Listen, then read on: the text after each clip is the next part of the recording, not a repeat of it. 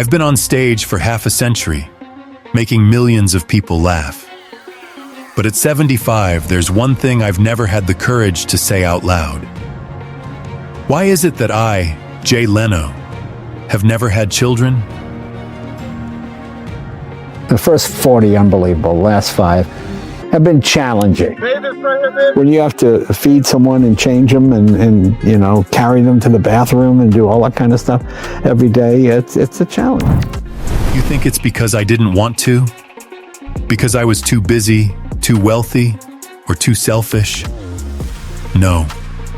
The real answer hurts more than anything you've ever heard. An accident nearly took my life. A cold medical report read, "Unable to have children." And a woman, the one I loved most, cried all night because her past had taken away the one thing I had always longed for. The world thought I chose to be alone. The truth is, life chose loneliness for me. Have you ever wondered what it feels like to smile at the world while your heart is breaking? We tried. We hoped. Then we failed. People said I loved cars more than people. But they didn't know that every time I started an engine, I was trying to fill the void left by a child who was never born. And today, I'm old enough to speak the truth, lonely enough to admit it. Laughter can't save a man when he loses the chance to be the father he always dreamed of being. In the next moment, you'll understand why Jay Leno is no longer the man of the stage, but a soul learning to forgive himself. On November 12th, 2022, I woke up earlier than usual. At 7:40 a.m., the California sunlight streamed through the window, and I had only one simple plan in mind. Check the fuel system of the 1907 white steam car, a treasure I loved like a child.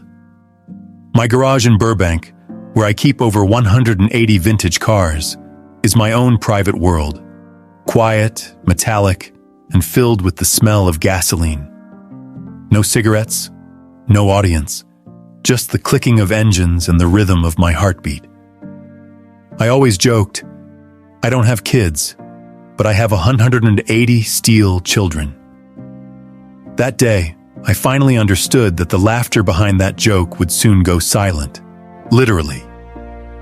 George Swift, my trusted engineer friend, and I were inspecting the fuel line. I knelt down, flashlight in hand, peering through the old copper tubing. Just 1 second, one small mistake. George said, "Be careful, there's a gas leak." I replied, "Yeah, I'm just tightening it a little." Whoosh, a dry, quiet pop. Then flames exploded. Before I could even scream, the fire engulfed my face. I heard the sound of my own skin burning, that haunting crackle like someone throwing meat onto a grill. The stench, thick smoke. I tried to open my eyes, but the smoke blinded me. George shouted, "Jay, Jay, get down!" But I couldn't hear him clearly anymore. Everything became red-hot light and the pounding of my heartbeat. I reached out, trying to find my way, but the flames had already caught my shirt. I remember the horror of my hair smoking, beard burning, skin blistering, that charred smell, that sting of scorched flesh. I thought, this is really the end. In that moment, every laugh I had ever created vanished. No more stage, no more audience. Just one question slicing through my mind like a blade. If this is my final second, who will carry on everything I've built? Where is my child? No one. No small voice running toward me, screaming, "Dad," crying in pain like in the movies I'd seen. Just me, a 72-year-old man, wealthy, famous, loved by millions, but with no one in the world carrying my blood. George dragged me out of the fire, shouting, beating out the flames with his jacket. I could hear him frantically calling 911. I just remember my skin burning so badly it went numb. And there I was, lying on cold cement, smoke still clinging to my body. I looked up at the garage ceiling, seeing flickers of light through the haze. And in my mind, everything slowed down. The image of my mother appeared. Catherine, thin frame, cracked hands, and a gentle smile when I was 12 years old. She once said, "You're going to have a big family, Jay. One day your home will be filled with the laughter of children." I burst into tears. In the middle of the flames, I suddenly realized I had let that prediction down. I made 3 billion people laugh, but not a single child laughed because they were mine, sitting beside me, calling me Dad. When the firefighters arrived, they carried me out on a stretcher.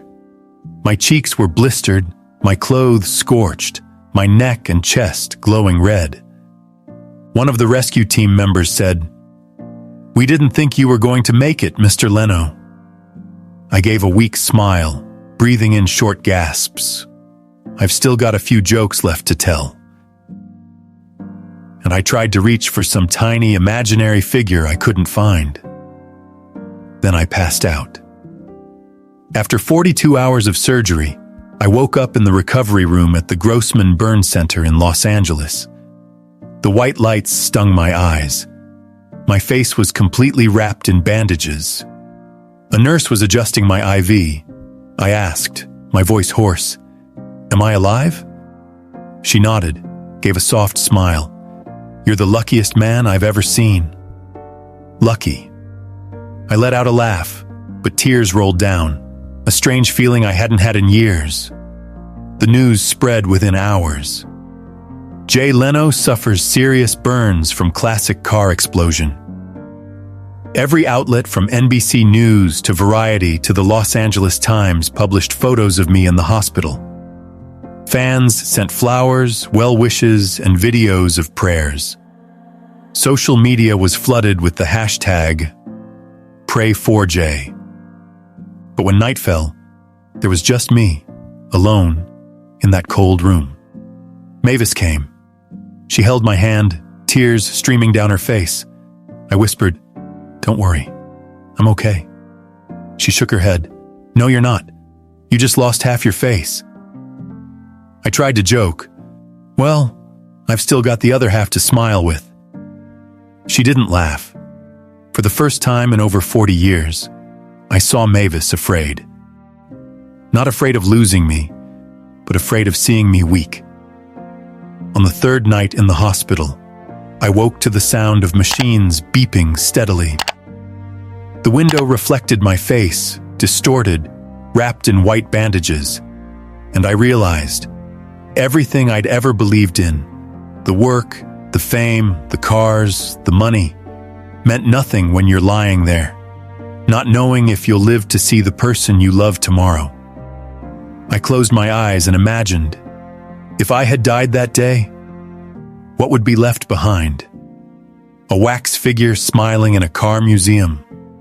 An old episode of The Tonight Show stored on YouTube? A name mentioned for a few days and then forgotten? What about my family? There was only Mavis. No children. No one with my blood to carry this story forward. And for the first time in my life, I heard the answer. The one I had avoided for decades. I don't have children, not because I didn't want to, but because I was afraid. Afraid I'd turn out like my father, a man who used silence as a wall between him and my mother. Afraid I'd repeat the poverty, the arguments, the scenes of children watching their parents break down. Afraid that the laughter I created wouldn't be enough to raise a tiny soul in this cold world. I was so afraid that I turned that fear into a belief, into a reason. And so I lived like that, convincing myself I was noble for not having children, when in reality, I was just hiding. On the day I was discharged, the doctor told me I had to avoid bright light for at least 3 months. As I stepped out of the hospital, the cold wind hit my face. Outside, fans held signs that read, "We love you, Jay." I smiled and waved, but behind that smile was a truth that pierced my heart. They all know my name, but none of them call me Dad. That night, when Mavis and I returned home, she placed her hand on my cheek and gently asked, "Are you scared?" I looked at her and answered honestly, "I'm not afraid of dying. I'm afraid of dying without anyone to carry on this love." She was silent, looking down. We sat in the living room, saying nothing for nearly an hour. Then she softly said, "Maybe it's time you told people the real reason. You owe it to them, and to yourself." I nodded. And that night, for the first time since the accident, I opened my old notebook, the one I used to write comedy scripts in. I wrote the first line. "The day the fire almost killed me was also the day I finally understood why I never had children."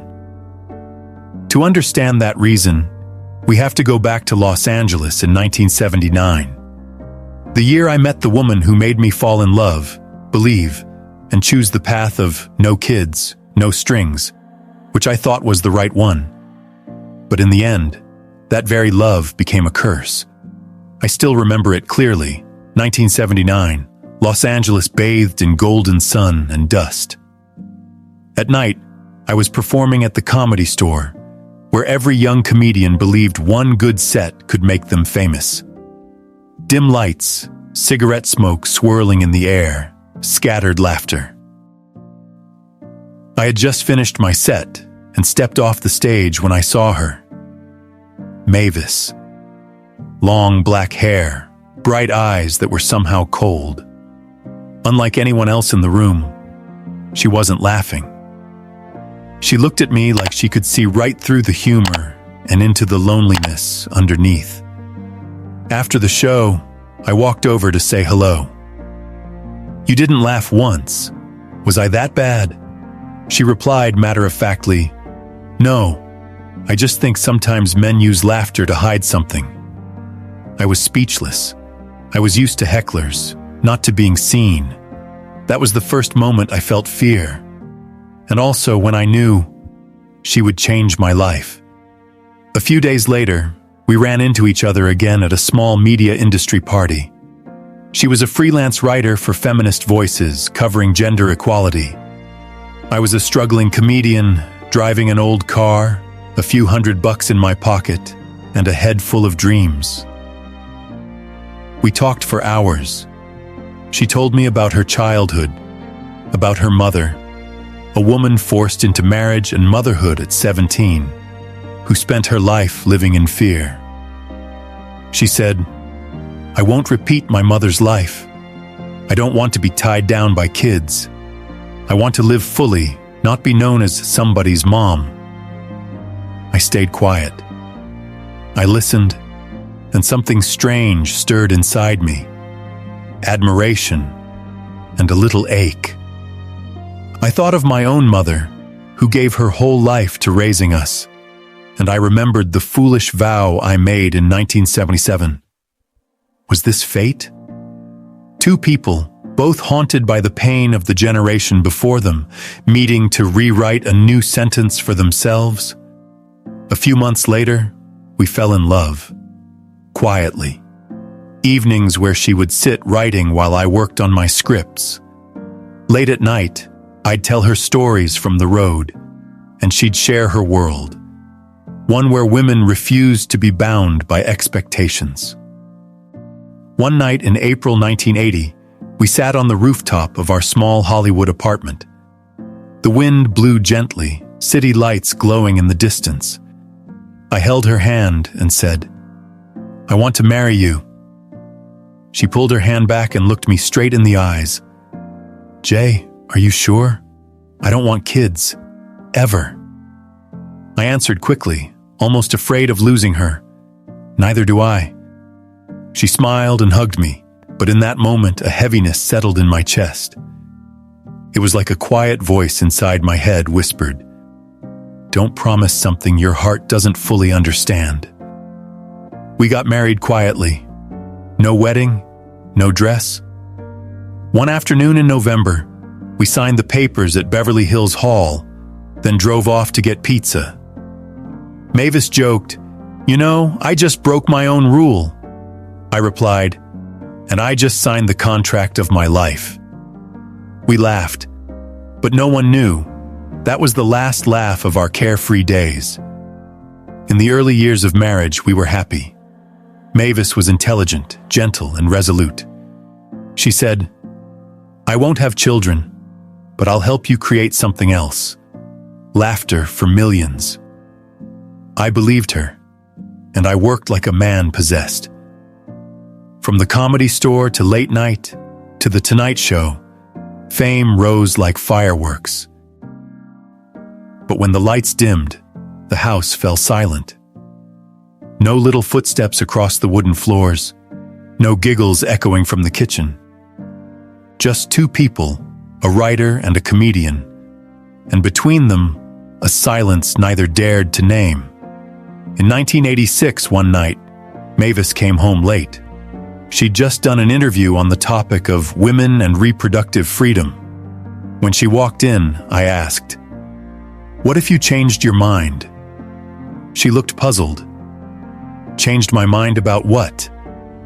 "If one day you wanted kids?" She gave a soft laugh. "That day will never come." I looked at her, that fierce, confident, proud gaze, and I knew in that moment I had just closed the last door of possibility in my life. In the 1990s, when I became the host of The Tonight Show, everything exploded. Money, fame, spotlight, I had it all. People would ask, "Jay, why don't you and your wife have kids?" I'd smile and reply, "Because I already have 300 million viewers." The audience would laugh. Mavis laughed too. But in her eyes, I saw something flash, a sadness buried deep. The sacred summit of a woman's life is often motherhood. She didn't regret her choice, but maybe she had begun to question her own ideals. Then, in 1999, Mavis wrote an article called "The Price of Freedom." I read the draft before it was published. In it, she wrote, "Freedom is what I chose, but sometimes I wish I knew what it sounded like to hear a child laugh with the face of the one I love." My hands trembled as I finished reading. I asked, "Do you regret it?" She paused, then said, "No. I just wonder, if I was right, why do I still feel empty?" I wanted to say it. I felt the same, but I didn't, because I was afraid that if we both admitted it, we'd crumble. So I stayed silent, kept smiling, kept performing. And somewhere between the applause of millions, we became spectators in our own marriage. In 2010, my father passed away, a small, quiet funeral. I looked around, only Mavis and me. No children, no family legacy. As the casket lowered, I suddenly noticed how empty my hands felt. I thought, if I died, who would stand here for me? That night at home, I said to Mavis, "I think we were wrong." She replied, "No, Jay, we were just honest about our choice." But have you ever thought, if a choice is born from fear, is it really freedom? She stayed silent, and for the first time in 30 years of marriage, we didn't speak to each other for 3 days. Then time just moved on. I retired from The Tonight Show, thinking life would become peaceful. But the quieter it got, the emptier it felt. The emptier it felt, the more I remembered. I remembered the sound of Dad, a word I had never heard meant for me. Mavis kept writing. She remained gentle, still loved me. But in her eyes, I saw something like a faded regret. One night she looked at me and quietly said, "You know, if we had kids, maybe we would have fought all the time, but maybe we'd be a little less lonely." I smiled, a sad smile. Maybe.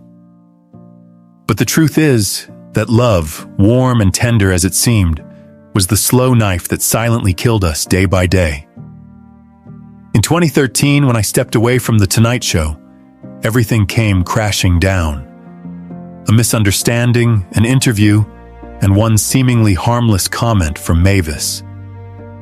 And I realized it wasn't fate that took away my chance at fatherhood. It was the very person I loved who had, without meaning to, betrayed the promise we once made. February 2013. I walked out of The Tonight Show studio for the last time. The audience stood and applauded. Colleagues hugged me. Flowers covered the hallway. I smiled, the same way I had for 22 years. But when the applause faded, a question echoed in my head. So now, what's left of me? The backstage door closed. I stood alone, staring at rows of empty seats. The lights went out. No one was laughing anymore. That was the moment I realized applause can make you deaf. I came home around midnight. Mavis greeted me with her gentle eyes and asked, "How does it feel to end an era?" I forced a laugh. Like watching myself die on live television. She took my hand. "You can rest now. It's finally time to live for real." That sentence made my heart tremble. Live for real. After 40 years of telling jokes, did I even remember what real life was? I looked around the quiet house. White walls, no children's photos, no laughter. A beautiful home, but cold as a museum. In the weeks that followed, I tried to adjust to freedom. No scripts to write in the morning, no tapings, no audience. I wandered through the garage, polishing cars, staring at the old machines. The cars I used to call my children. But now all I saw were cold, lifeless bodies of steel. One night, I turned on the TV. On CNN, the anchor said, "Today, Mavis Leno, wife of former comedian Jay Leno, shares her view on a child-free marriage." I froze. She hadn't mentioned anything to me about this interview. I sat still, listening. Her voice filled the room, familiar, yet distant. We chose not to have children. For me, it was freedom, the smartest decision of my life. Then she smiled slightly and added, "Jay and I have our careers, our laughter. Kids would have just complicated everything." That sentence cut like a knife. I knew she didn't mean harm, but the world heard it differently. The headlines exploded. Jay Leno's wife says kids would have ruined their lives. The internet erupted. Hundreds of mocking comments appeared. He loves cars more than people anyway. Now we know why he's so lonely. A cold, empty marriage. I read every line. Each word scraped against my heart. I wasn't angry at Mavis. I just felt betrayed. That night, I didn't say a word. Mavis came in holding a cup of tea and saw me rewatching the interview. She stayed silent. We looked at each other, neither of us speaking. Finally, I asked quietly, "Do you really think having kids would have ruined our lives?" She sighed. "Not ruined, Jay. I just think you never needed them." "Never needed them?" I repeated. "You had the whole world, and I had you. That's enough." I smiled, but tears welled up. Her words sounded loving, yet they pierced through me. Because for the first time I realized, even the person I loved most had never truly known how lonely I was. 2 weeks later, I found an envelope placed in front of the garage. No return address, just one neatly written line. "Don't read this if you're not ready to look back." I opened it. It was a letter from Mavis, yellow paper, slanted handwriting, a faint trace of her perfume. "Jay, I know you were hurt by the interview. I just want to say that I wasn't lying. I truly believed that if we had a child, you would never leave your work. You wouldn't know how to stop. You wouldn't know how to love anyone off stage. I was afraid I'd lose you to the very world you built. I sat in silence, reading every word, but I was also afraid that in trying to keep you, I took away the one thing that might have made you whole, the chance to be a father. I folded the letter. For the first time, I cried not because I'd lost something, but because I finally understood something. That love doesn't need betrayal to break hearts. Sometimes just one promise held too long is enough to kill two of them. I stepped into the garage and turned on the lights. The cars stood in rows, silent as tombs. I walked among them, feeling the cold stares of metal all around me. I whispered, "You guys are my kids, aren't you?" The echo came back, hollow and cold. No one answered. I remembered all those years, whenever someone asked, "Where are your kids?" I'd joke, "They're out in the garage, filling up on gas." That line used to make people laugh out loud. Now, it felt cruel. That night, I sat in my study and opened the old notebook my mother had left me. On the last page, written when I was 18, she wrote, "Live in a way that someone will still love you when you're gone." I read that line over and over and asked myself, if I never have children, who will keep loving me after I'm gone? That question stayed with me through the night. I opened a drawer and took out our wedding photo, one of the few since we never had a big wedding. In it, Mavis is beaming, and I'm looking at her like nothing in the world could ever come between us. I whispered, "I don't blame you. I just wish we had been a little less afraid." The next morning, I took her letter out to the garage and burned it. The flame flared up, casting light across the faces of the cars. I stared and quietly said, "I forgive her, but I'm not sure I'll ever forgive myself." The accident in 2022 didn't kill me, but that letter in 2013, it made something inside me die. I thought I understood love, but it turns out, true love isn't just about laughing together. It's about being brave enough to share the fear. I remember, in the year 2000, when I was 50 years old, I finally had the courage to admit to Mavis that I wanted to have a child. It was a spring night. We were sitting on the porch, moonlight spilling across the orange trees. I spoke slowly, afraid my words might hurt her. "Mavis, what if I told you I've been thinking about having a child?" She looked at me. There was a flicker of surprise in her eyes, then a softness. "I thought you never wanted that." "I don't think I ever truly didn't want it. I was just scared." She stayed silent for a long moment. Then she held my hand. "If you really want it, let's try." Just those 4 words, "let's try," brought me to tears. I had made millions laugh, but only she made me believe in something as fragile and miraculous as this. In July 2000, we went to Cedars-Sinai Medical Center in Los Angeles. No paparazzi, no fuss, just the two of us quietly signing intake forms. The doctor asked, "How long have you been married?" I answered, 20 years. He smiled. "It's not too late, but we'll need to look closely." The results came back a week later.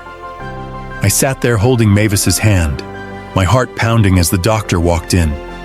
He looked at us, his voice gentle but cool. "Jay, your sperm count is low. It could be stress, lack of sleep, or age." I swallowed hard. "How low?" "Very low. We can try IVF, but your chances are below 20%. I forced a smile. "So there's still hope." Mavis looked at me, her eyes heavy. "All we need is one chance, right?" In the months that followed, she started hormone treatments, daily injections that left her exhausted. I took her to appointments, waited quietly outside the clinic. No laughter, no jokes. Just the sound of heart monitors and her soft breathing with every injection.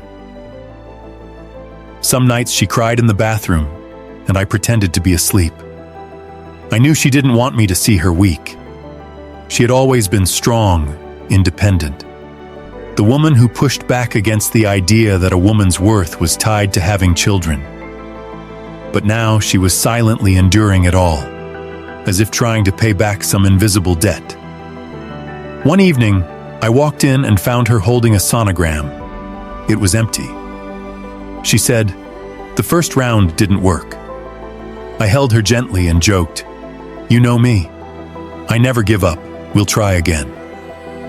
She smiled through tears, resting on my shoulder. "And if the next one doesn't work, then we try again." We tried a second time, then a third. All 3 attempts failed. The doctor said, on the final visit, his voice low and somber, "Her uterus is reacting negatively. It could be her physiology or the stress. I'm afraid her body can't hold the embryo." Mavis turned away, but her hands were trembling. I wanted to cry, but I didn't dare. I simply asked softly, "Is there any other way?" "We could try surrogacy." She shook her head. "No. If it can't be from me, then let it go." We left the hospital in silence. On the way home, a light rain started to fall. She stared out the window and whispered, "Maybe God had a different plan for us." I replied, "Or maybe He just wanted us to love each other without needing anyone else."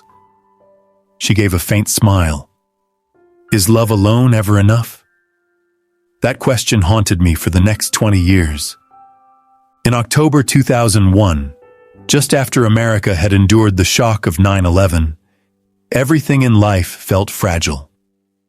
One evening, we were driving through the quiet streets of Burbank. She watched a group of children holding hands with their parents as they crossed the road. Then she said softly, "Jay, if we had a child, they'd be about that age now." I didn't respond, not because I didn't want to, but because my throat closed up. In the years that followed, we never spoke about it again. We buried it deep like a secret. She returned to her writing. I kept hosting the show. To the outside world, we were still known as the happy, childless couple. They didn't know that every time someone said that, a small part of my heart ached. I used to think happiness meant 2 people sharing the same vision, but I was wrong.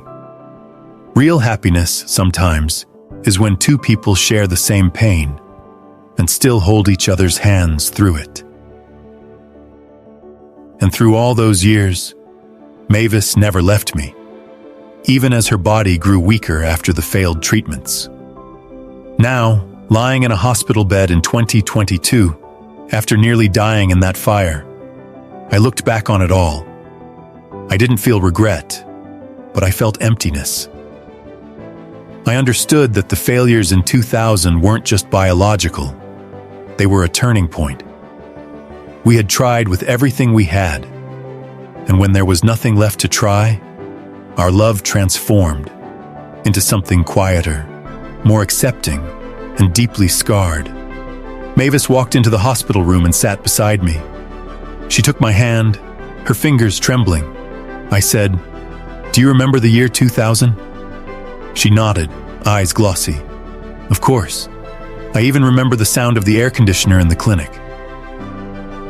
I remember when the doctor said, 'It's not possible,' and you still smiled." I smiled, so you wouldn't cry. We sat in silence. Then she said, "If I could go back, I'd still choose to try. Even without a child, at least I know I loved you with everything I had." I squeezed her hand and whispered, "Me too." I've lived a life that made millions laugh, but only you ever made me understand what love truly means. I looked into her eyes, and for the first time in years, I didn't feel regret anymore. Because maybe the most important thing isn't who we bring into the world, but who brings us back to life each time we fall. And for me, that person was her. We once tried, we once failed, but it was in that failure that I learned the greatest lesson of my life. Children are a gift, but love is the miracle that keeps people alive. And it was that very miracle that saved me during the fire in 2022. Because in the flames, the first person I saw wasn't a doctor, wasn't an audience. It was Mavis. The woman who once smiled through her tears and said, "If we don't have a child, then you are my whole world." In December 2022, I left the hospital. My face was still wrapped in white bandages. The skin stung like needles every time I smiled. I had never been so afraid of a mirror. The man staring back wasn't Jay Leno of the stage, but someone dragged back from the edge of death. Mavis stood behind me and quietly said, "You're still you." I smiled, but it trembled. In that moment, I understood something I never had 40 years ago. She didn't love the fame or the perfection. She loved me even when the skin was burned, my hands shook, and my eyes were hollow. In the days that followed, I barely slept. I kept hearing metal explode, fire crackle, voices scream, all blending together. Then a memory returned. The year 2000, Cedars-Sinai. The doctor saying my body wasn't strong enough to conceive naturally. I remembered Mavis's face then. No tears, just silent pain in her eyes. Now, 22 years later, lying in a hospital bed, I thought, maybe that was the first time I died. I just didn't know it yet. The body can heal, but the soul, that takes longer. One night, Mavis sat by my bedside reading the paper. I asked, "Do you ever think about all the times we tried?" She looked up and nodded softly. Every day, I still remember the doctor saying, "No heartbeat." We sat in silence. The room was so quiet you could hear the ticking of the clock. I said, "I used to think that was the end of something, but now, maybe it was just a test. We tried. Maybe God just had another way of teaching us about love." She set the paper down, tears falling onto my hand. "You know," I said, "when the fire broke out, I didn't think about the show. I didn't think about the audience. I just thought, if this is it, I want to say thank you for walking with me all the way here." She squeezed my hand and whispered, "And thank you for never leaving, even when I couldn't give you the one thing you wanted most." As my body recovered, I started going back into the garage. The scars hadn't fully healed, but I needed to touch those machines. They reminded me I was still alive. One morning, I turned on the lights and looked around. Over 180 vintage cars sparkled in the glow. But I saw them differently now. Once, I saw them as children to replace what I didn't have.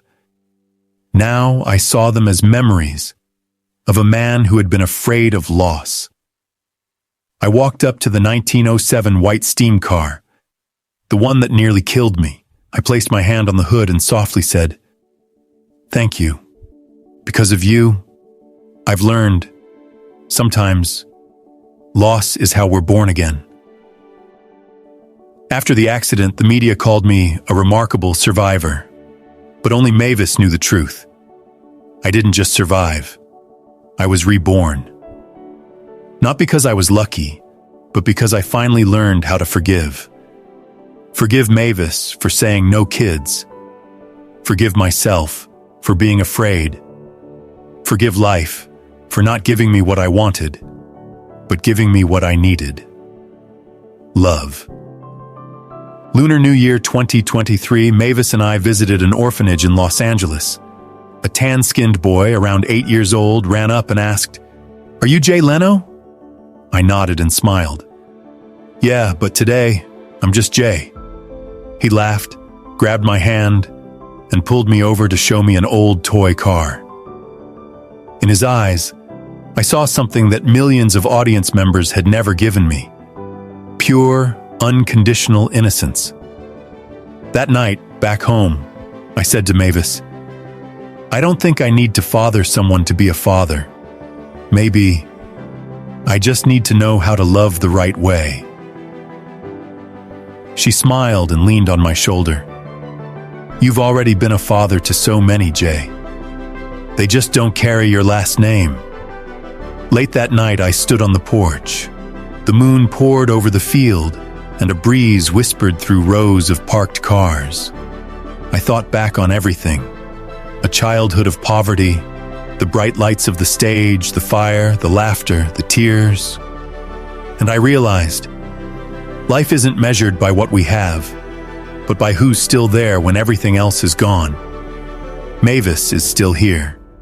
She, the woman who made me laugh, made me cry, and helped me understand that some loves don't create life, but they do save souls.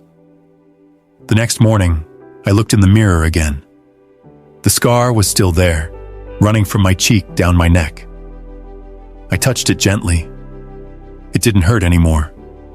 Instead, I felt peace. And I quietly said to the reflection, "You've forgiven, and I'm proud of you for that." I used to think that not having children made me incomplete. But now I understand. Having kids doesn't define a man. What defines him is how he loves and how he holds on to what he believes in. And at 75, after everything, I have only one thing left to say. I don't have biological children, but I have a love big enough to raise 2 souls. Early morning in Burbank. The California sky is crystal clear. Sunlight filters through the palm trees, casting soft beams down the narrow road leading to the house where I've lived for nearly half my life. At 75, I still wake up at 6 a.m. No alarm, no reminders. Black coffee, 2 slices of toast. Then I step out onto the porch. Not to admire the view, but to listen. To the wind. To the sound of metal from the garage next door. To the soft rumble of engines, like a morning greeting from the steel children I once loved more than myself. The garage door opens, and I stand in silence, watching hundreds of vintage cars lined up like a living museum. Each one holds a story. The 1930 Duesenberg I bought with my first paycheck from The Tonight Show. The Bugatti Type 57 I spent 5 years restoring. The McLaren F1, a dream from my youth turned real. I used to see them as trophies of hard work, as a measure of success. But now, after all the pain and time that has passed, I see them as quiet witnesses to a life that once lived under bright lights and now rests in the calm of dusk. By the window, Mavis stands, tea in hand, still the same small frame, the same calm but deep eyes. "You're up early again," she says, her voice light as wind. I smile, brushing a thin layer of dust from the hood of a 1954 Packard. "It's early. I just wanted to hear this engine one more time." She steps closer, places a hand on my shoulder, her voice soft with sadness. That sound reminds me of the accident. It still scares me. I gently squeeze her hand and whisper, "But that same sound, it's what brought me back to you." Mavis is the light of my life. Not blinding, but steady. In over 40 years together, she never wanted to step into the spotlight of Hollywood. When I stood on stage, she stood in the wings. When I was on TV, she stayed home, writing, researching, fighting for what she believed in. Everyone in Hollywood knows the name Mavis Leno, but few truly understand what she does. She's not just Jay Leno's wife. She's a fierce activist who spent her life protecting Afghan women long before the world paid attention. I remember in 1999, she stood on the stage of the Feminist Majority Foundation, urging the US government to take action for the girls banned from school in Kabul. The press asked, "Why don't you use your husband's name to get more attention?" She simply smiled and said, "I don't need fame. I need justice." And in that moment, I knew exactly why I loved her. Because she never belonged to the spotlight. She belonged to real light. While I chased the world of television, Mavis chose quiet. She didn't care for red carpets. She didn't like being called Mrs. Leno. Once, I invited her to appear on The Tonight Show. She refused. "You're the storyteller," she said. "I want to keep my life quiet so you'll always have something worth telling." That sentence made me love her even more. She didn't love me because I was Jay Leno. She loved me because I was just a man who could listen, who could laugh, and, sometimes, who could be vulnerable. We live simply. No Malibu mansion, no yachts, no champagne parties. This house in Burbank has been the only home I've known for decades. I never spent $1 of my Tonight Show salary. Every paycheck went straight into savings. I only spent what I earned from doing stand-up. Because I've always believed the spotlight can go dark at any moment. When you've been at the top, you understand just how quickly the wind can change. Even after retiring, every Friday night, I still drive to the Comedy and Magic Club in Hermosa Beach. Not for the money, but because I need to hear people laugh. Real laughter. No sweetening. No editing. I still tell stories about life, about cars, about getting older. After the show, I drive home. Mavis is waiting on the porch, the warm porch light glowing. She always says, "You can't stop performing. It's how you breathe." And I always answer, "And you're the air I breathe." If someone asked me, "What's your greatest legacy?" they might expect me to talk about The Tonight Show, about the thousands of episodes, about the legends who sat across from me. Robin Williams, Barack Obama, Whitney Houston, Tom Hanks. But I don't talk about them. I talk about the nameless faces, the ones who once told me, "Because of you, I laughed on a day I didn't think I could." And I talk about Mavis, the woman who taught me that laughter only means something when it comes from real love. After I left television, I made Jay Leno's Garage, a show about cars and memories. Some called it a comeback. But to me, it was a return. A return to that kid in 1972 driving an old Chevy, performing at cheap bars just to get on stage. Today, I'm still that kid. Only now, I've learned how to pause and say thank you. Mavis often sits in the audience while I film. After a shoot, she'll walk up to me and smile. "You still make people laugh, but now you also make them think." I reply, "Maybe because I'm old now. When you laugh less, people start to listen more." We don't have biological children, but we have hundreds of spiritual ones. We fund scholarships for underprivileged engineering students, kids who love engines like I once did. Mavis started a foundation to help girls in Kabul go to school. Every year, we receive hundreds of letters. One student wrote, "I chose engineering because you said, 'Find something that gets you out of bed without an alarm clock.'" A girl from Afghanistan wrote, "Ms. Mavis, because of you, I got to go back to school."